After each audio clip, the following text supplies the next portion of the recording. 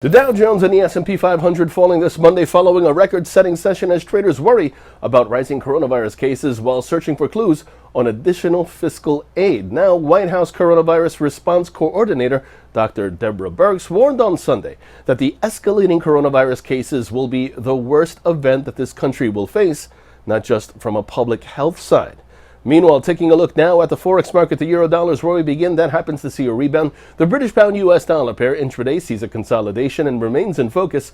The pair on the downside below the resistance at 133.55 and below its declining 50-period moving average. Short positions below 133.55 are favored with targets at 132.50 and 132.20 in extension. The dollar-yen intraday support is around 103.90, while the Bitcoin-dollar intraday sees the downside prevail as long as 19,499 is a resistance. The pivot point 19,499, while over in precious metals, gold intraday is turning up. Gold is bouncing back on the support at 1830.50 and breaking above its 20 and 50 period moving averages. Long positions above 1830.50 are favored with targets at 1842.25 and 1848 in extension. This while silver intraday sees its watch level 24.05 a troy ounce.